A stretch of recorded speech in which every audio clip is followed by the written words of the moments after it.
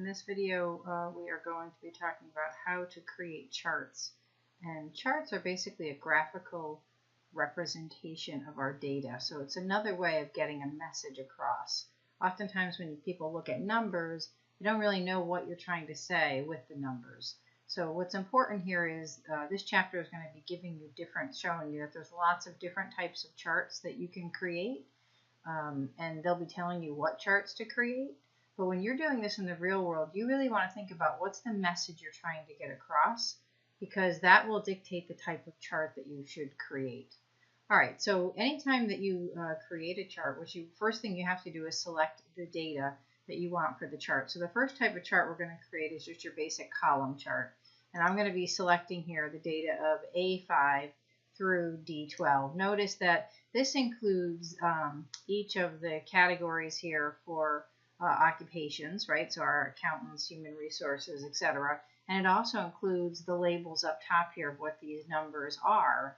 And that's important because that's what's going to be used as our basically our access and our data labels. You'll see that when we create the chart. So if you just were to highlight just the data here, you would actually see like 1, 2, 3, 4, 5 instead of listing the actual occupations.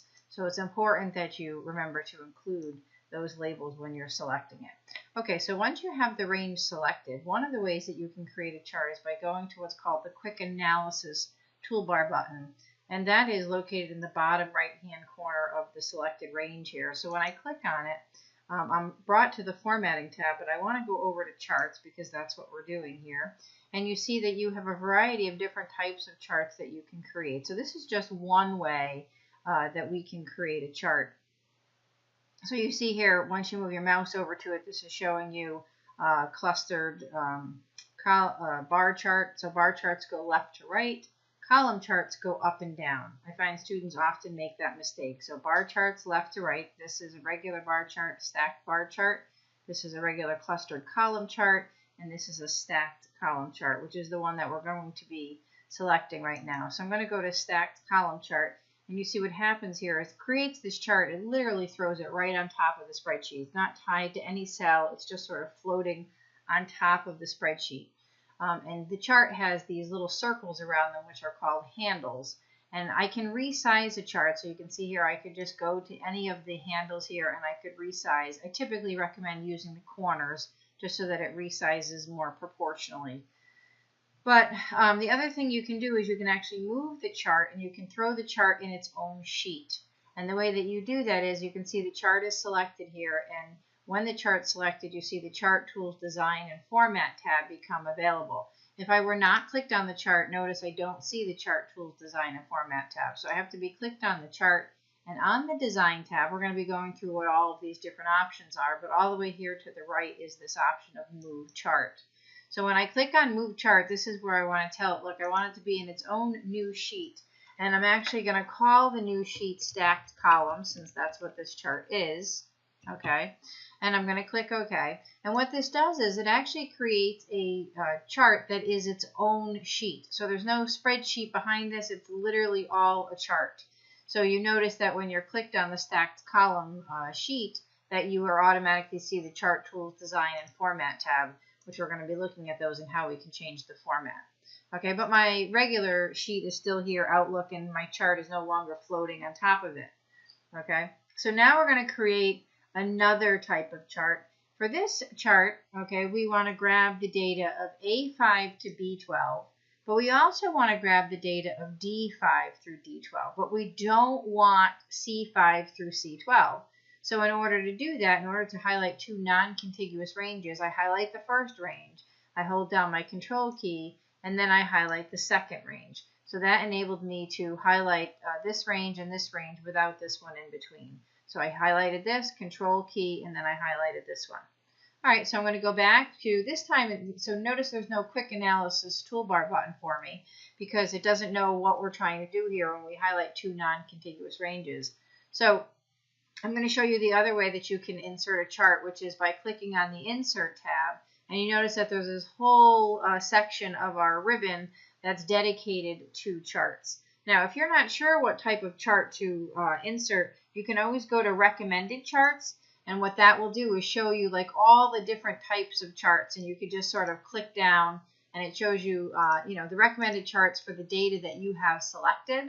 Or you could go to all charts, and this would show you basically every single type of chart that you could ever want to know about.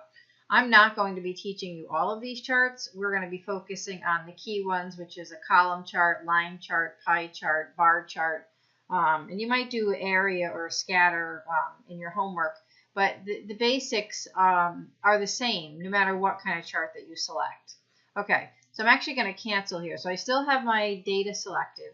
Instead of going to recommended charts, I notice that there are other toolbar buttons here available to me. And I want to create a custom bar chart. So I'm going to go over to this one where it says insert column or bar chart.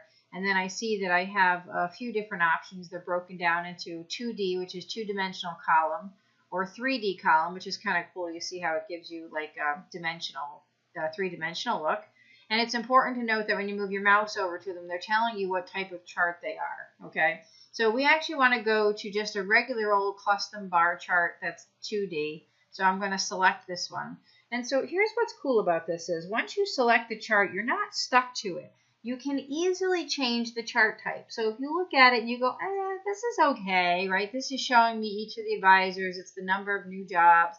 But I want to change this instead to a stacked bar chart. So I'm going to go to change chart type. And right here, it brings up that all charts that we looked at earlier. And from here, I can simply, so this is my bar chart, but across the top here, I see all the different types of bar charts I can create. And I'm going to click here on the stacked bar chart one. And I'm going to click OK. And voila, now it's taking each of those and it's stacking one on top of the other. So this is showing 2014, right? And then the number of new jobs. And so that would, the total would basically give you an idea of how much that would come to. Okay, so I want to move this chart. So I want to keep it in this spreadsheet. So the best way to move a chart is to move to any blank area of the chart. You don't want to be like on top of anything in the chart, but any little white area, you get that four-headed arrow, and you can literally drag it down. And I'm going to drag it down so that it fits within A16. And my best recommendation for this, when you have to do this for grader, is to just make sure it's within the cell. Don't try to get it too close, because then you're going to run into the issue of it being outside and it's not going to give you credit. If you're close enough, I'll go back and give you credit for grader, but if you're way out, then I won't. Okay, so next what we want to do is we want to alter the height of it. So I'm going to go over to the Format tab in order to do that, and I see here that I can alter the height, and so I'm going to make this 3.6, and I can alter the width, and I'm going to make it 5.3. So it's not going to be much of a change, but basically what that does, you can see how it just kind of resized this, so that's 3.6 high and 5.3 width. Okay? So, and if I zoom out here, just so you get a feel for what's going on here, you can see how now this is kind of cool because it shows me my data in the top and my chart title in the bottom. Not chart title, my whole chart underneath it. So that's kind of nice. So I wanted to print this all together, I could. Okay, so and let's look at that really quick. If I'm clicked in the worksheet itself and I go to File and Print, notice how it prints the data with the chart, right? If I go back, if I'm clicked on just the chart and I go to File, Print, watch what happens. It prints just the chart, okay? And so we don't have that ability with the stacked column here. We can only print the chart. So we'd have to print the data separately. So that's why you would pick this method if you wanted to be able to print both at the same time. Then you would want to have it as a chart within the sheet. Okay, so next I'm going to zoom this back up so you can see what I'm doing. I'm going to select the range of A6 through A12. And again, I want to highlight two non-contiguous ranges. We're going to create a pie chart this time. So I'm going to hold down the Control key, and now I'm going to highlight D6 through D12. So it's important there that you highlight the first range, then hold the Control key down. And while you're holding the Control key down, you're highlighting the next range of D6 through D12. And we're going to click on the Insert tab again, and this time we're going to go over to a pie chart, pie or donut chart. And we're going to be doing a 3D pie. So I'm going to select that one. And I'm going to move the chart. So you can see this is the same regardless of the chart type. I'm going to move it into a new sheet. I'm going to call it pie chart. And I'm going to click OK. And you can see for a pie chart what it does is it takes each of the pieces and sort of divides it up. And we'll come back in. We're going to continue with this in a future video, and we'll show how we can have it show specifically which ones are which colors and which percentages that they are. Okay. But for now, we're just creating the chart. So I'm going to go back to my Outlook Sheet tab. And this time I'm going to highlight the range of A5 through B12. I'm going to hold down the Control key, and I'm going to do D5 through E12. So you can see here that this is two different types of data. This one is in, like a number, right? And this is percentage. So that's sort of interesting. So in order to do this, we actually need to create what we call a combo chart. So I'm going to go to Insert, and I'm going to go over to find my combo chart, which is right here, okay? And then I'm going to click on that, and the one that I want is clustered column line on secondary axis. So that's just clustered column line. That's custom colored line on secondary axis, so that is the one I want. You can see here this is stacked areas, not what I want. It's nice how it shows you a little preview of what it will look like. So clustered column line on secondary axis is what I'm going for here. And again, it just kind of threw it in. So I'm going to go to Move Chart, and you can see how this is pretty repetitive at this point. And I'm going to call it Combo Chart.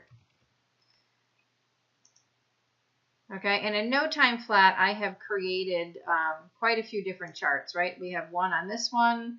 We have 4 charts all together. So we did a bar chart, we did a stacked column chart, we did a pie chart, and a combo chart. So you see with a combo chart here how it has 2 different axes. That's that secondary line axis. So the columns are being plotted against this left axis, and the line is being plotted against this right axis because it's a percentage. So that's where we get that secondary axis. That's what that means. So that's why we call this a combo chart, because it's both a column chart and a line chart together with 2 different axes. All right, so in the next video, we're going to talk about how we can various chart elements.